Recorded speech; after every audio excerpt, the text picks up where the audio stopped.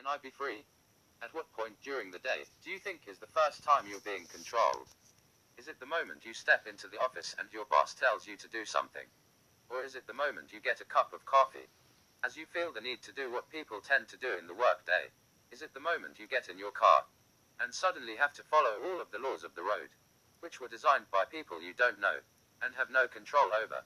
Is it the moment you leave your house and suddenly have to abide by social laws, like being polite? Being what we describe as civilized, like needing to wear clothes, and more subtle, social laws, like not having a bit of a dance in the middle of the street? Is it the moment you wake up, when your alarm goes off, telling you you have to get up? The very first thing that happens in a day is you being told, by a mechanical device, that you have to get up, and do this thing called life. And you have no choice in the matter. The reason you have no choice is because there are laws around society that say when a day starts and ends, how many hours in a day you need to work in order to fit into society, how much money you need to make in order to have the things that are seemingly needed just to exist in this world. We don't need a mobile phone. That's considered something of a luxury item. But you try and set up a bank account, or anything else that is needed to be an adult in this life, without having any kind of communication device. That means people can contact you instantly and as often as they want. So a phone is not a luxury item. It's needed to have most other things, which are needed in life. You also need some kind of bills. You need to have paid some larger company some money for electricity. In order to get this may be, as they call it, proof of identity. But it also means that the bank knows you are cohorting, if that's the word, to what they deem necessary for a person to have to be a part of society. Think to the point of the house you need to have, or rent you need to be paying in order to even be able to get electricity. It all needs to be known about. Even if you own your house, you have to pay council tax. You can't escape the fact that just being alive is not free. Land is owned by someone who took it. They took it because they had the larger army. They said it belongs to them. And so you need to pay them so they can sustain it for you. However, you have no choice in the matter. Are your options pay it or leave? Not really. Because where do you go? Go to another country, whose laws will be somewhat similar, who will also try to control you. And how do you even get there? Get on a plane. That you need money to do. And pay taxes towards the society you are trying to get away from just to buy your way out. And who will have you? Is there anywhere you can go? Or are we just destined to be born trapped by the guy with the bigger gun, so to speak? At the moment of writing this, a Windows update popped up. Just to emphasize how common this is. My options are to remind me later. Pick a time or do it now. Not doing it at all is not my choice. My choices are being dictated in this case by Microsoft. Taking a step back to the working day. According to certain sources, of which I'd reject this statement if anyone can provide evidence otherwise. Cavemen, though, I don't like the term. Perhaps we should call them Neanderthal. Worked roughly 6 hours a day, 2 days a week. This was enough for them to get what they needed, to get the food they need, to hunt and to gather berries. So why do we work roughly 40 hours a week, plus travel time? Especially in a time where you would expect we would now be better off as a species. Where we surely must have to work less than we did thousands of years ago, considering we have farms and machinery to do a lot of our work. The reason is because we want other things. Things like games would be part of it, but also nice houses with designer wallpaper we don't need, and designer clothes and mobile devices, so we can go on Facebook and Twitter and show off to the world. But that's not what everyone needs it for. Personally, I need it to pay my mortgage, a large portion of which goes to a bank. A lot goes towards my children, for school clothes, and other sorry things that seem to appear out of nowhere all of the time. More goes on council tax, so I can pay for my right to stay here a little while longer.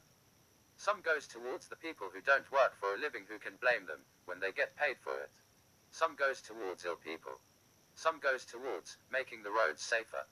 We can probably agree that some of the things my money goes on are for me. Some of the things my money goes on is worthwhile. But I don't really have a choice in any of it. I need a phone to have a bank. I need a bank to have a job and a mortgage. I need a mortgage to have a house. I need broadband to be able to check emails in case there's information about jobs I might have been looking for in the first place, so I can calculate. I spend more than £1,000 a month on things I shouldn't need to spend money on, but I do need to spend money on, in order to live in this society, to be able to fit into modern society. Therefore, I'm lacking much choice. Not all of this choice is not taken by the government. A lot of this choice is taken by people, by society. Do you realize how common depression is these days? Apparently, depression has risen by nearly a third in the last 4 years. Is this because people are complaining more? Is it due to modern society? If so, what part of modern society? Is it because people can chat more in larger groups? And either you see a picture of someone on a really expensive holiday that you can't afford, or because you see people complaining about their lives, neither of which you have any direct conversation about. You just see in passing. So you don't know how that person got into the either good or bad scenario. And so you just see it for what it is. And so in either case can take it badly, if you so choose at that moment. Or is it because in order to be social in the first place, you need a device, you need a phone, or a computer, or a tablet? And so we are becoming more restricted from the world. Is it because in order to simply fit in, you need to work 40 or more hours in a week, just to enable yourself to have these devices that are required to not only interact with people, but not have you judged when you don't have the things people consider a necessity? On the subject of judgment, I have seen some horrible things on the internet. Some things that people consider normal. Remember a year or so back when it was all the rage to tag a mate who would shag her, and a picture of a large woman.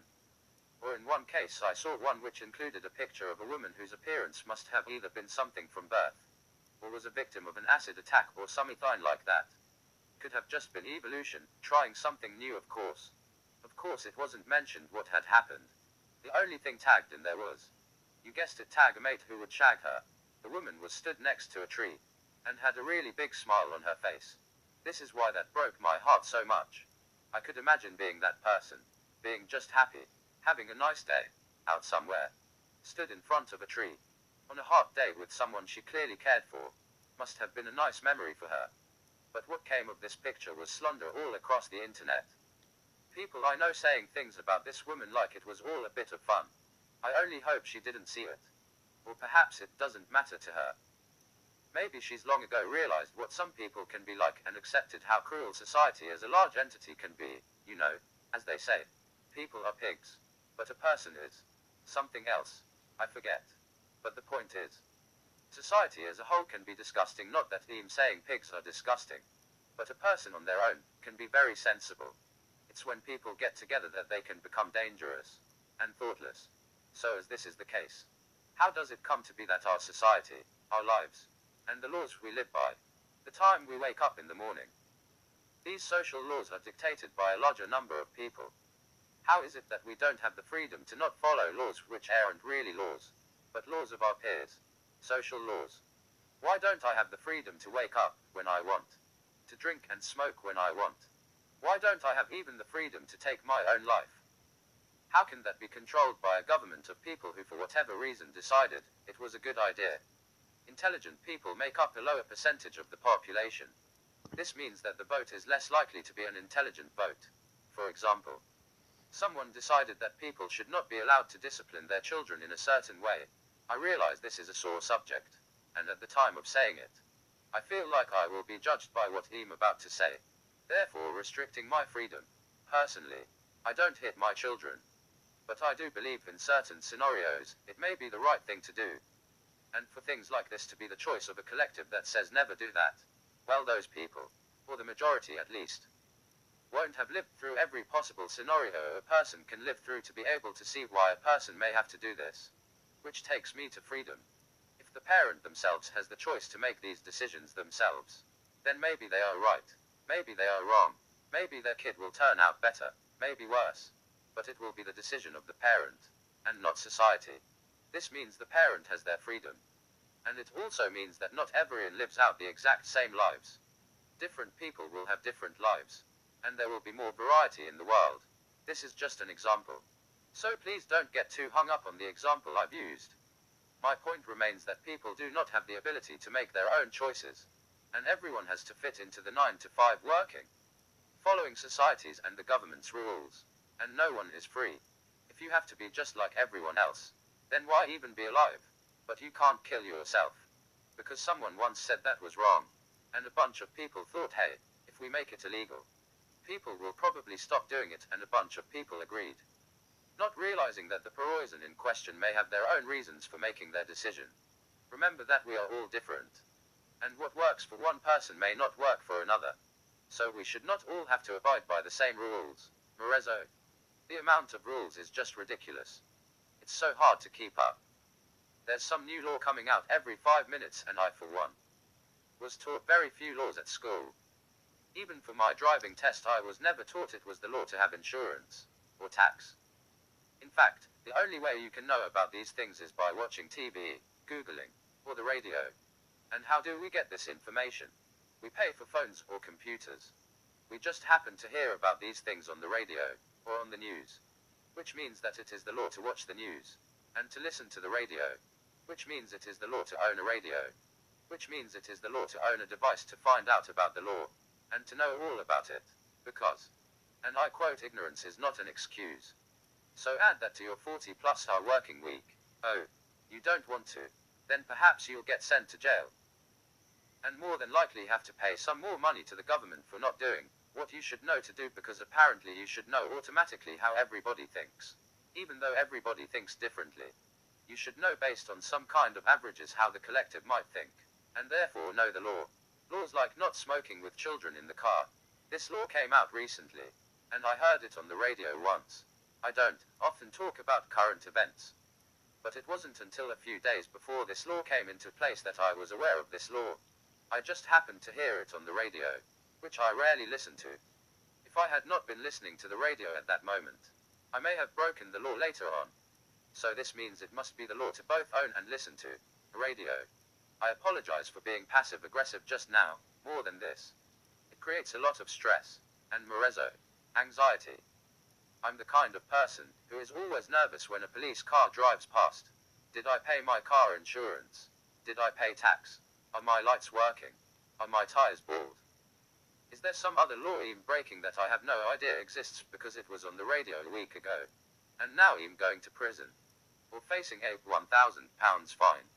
Another note on this is that actually prisons don't appear, according to statistics, actually make any difference to crime rates. I'll let you do your own research on that, but I digress.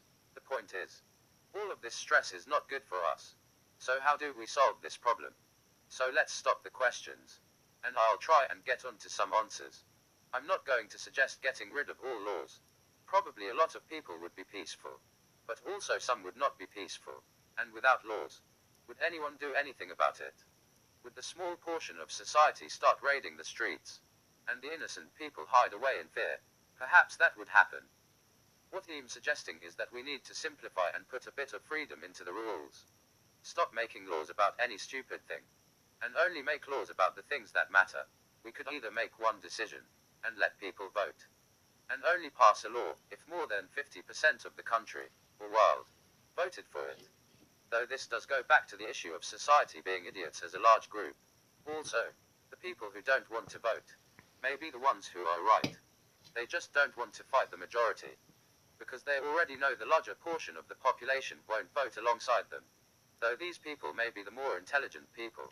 Speaking of which, should a vote even be based on intelligence? Who's to say? An idea I quite prefer is the one law. I can put the whole law in one sentence. It covers everything I can think of that would ever be required. It means we have freedom to do what we want, but also we all obey to respect one another, and not get in each other's way. The sentence is simply don't do anything to anyone that they don't want you to do to them.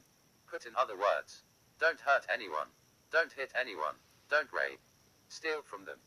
Basically we're almost talking the 10 Commandments. Not that I'm a religious person, but it can all be simplified. The law should then be followed. And if someone believed someone was in breach of that law, then they would be put on trial. You killed this person, but you did it to save these 10 people that person was trying to kill, for example. All courts would judge based on that one law. Anything is fair, anything is just, and the only thing a person can do wrong is something that affected a person, and logically was not in the person's best interest, or society as a whole. This means you are free to do what you want.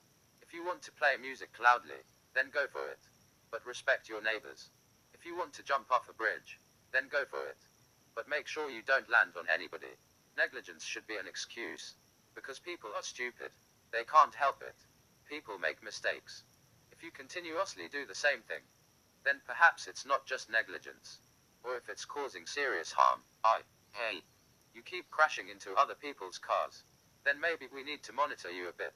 Not to restrict your freedom, but at some point you may be told you shouldn't drive, for the greater good. However, we will not do that because you were drink driving. Some people drink drive and cause accidents. Some people don't. The people that do, well then, they get prosecuted. No more of the preventative law. Stopping everyone from doing something, because a few people affected other people. That responsibility should be at the option of the person themselves. If they feel eligible to do something that others may consider dangerous, then that's fine. Just let them do it. If they have an accident, then they will be judged. Don't blame everyone for the fewer people's mistakes. Perhaps I wouldn't drink and drive. I certainly wouldn't if I was so drunk I couldn't see. In which case, if I was so drunk I couldn't see, and I still wanted to drive, I think I'd probably drive whether it were against the law or not. Either way, when I'm sober I'm less likely to. I'm all for pointing out the fact. But we can just share the facts. We don't need to make laws on facts. We just need to warn people. Let them make up their own minds. Get rid of all of these laws. Don't you think? If you don't have to follow social laws. If you could just grow some plants in your back garden to feed yourself, without the fear of getting fined because you sold a few to a friend, and the law said it was illegal because you didn't pay tax. Meaning the only way to earn a living is to work for a company and pay tax to society because you don't know enough about laws to just sell a few crops legally. So you have to follow 50 more rules to get to work. At which point you follow 100 more rules. So how do we get this? Well, first of all we need to know if we're not the only ones who want this. We are not the only ones who think life would be better this way. Less stressful, etc. The point is, this sounds like a Wonderland quoted by my girlfriend, and probably a bit far-fetched. But I do think it is possible if enough people agree to it. We can achieve this. We can enter this kind of freedom. We can all work 6 hours a day, 2 days a week, just like we used to. We just need enough people to agree to it. There are some problems that arise from this. Like what if someone wants to run a small business, and there are no patent laws? They make a better product than a big company, but the big company just uses their idea, and sells, as is their freedom to do. This presents a problem for a small business owner, and we don't want any more laws here. The only reasonable option is to share the wealth.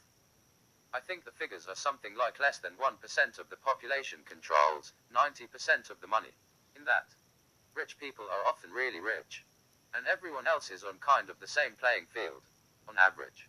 But if all the rich people shared their money, and all the slightly better off people shared their money, and all the poor people, well, didn't get any money, because we don't need it now. Everyone does a bit of their share. You work a bit a week, in any way you can. And now money is no longer the issue. Richer people won't have better stuff, because there's no rich or poor. The only difference between people will be who has contributed more, and who is a nicer person. So the competition no longer lies with who has the nicer phone. We all have nice phones. The competition lies with who has done the best that week, who has contributed more, who has been more polite, who has been more friendly. Sounds like a dream, and not realistic. But I think it's possible. It will give us all freedom, remove all stress, and there will be no hunger in the world. All it takes is, if you want this, regardless of whether you think it is possible, just share this message. And let's see how many other people want the same. The first step to true freedom. The first step to a peaceful society and an end to world hunger is to show people that you want it. Then see who else wants it too. If there's enough of us, then perhaps we can get it together. Otherwise, I thank you for reading, and I guess it was worth a try. Me mentioning what I want, in the hope others may want it too.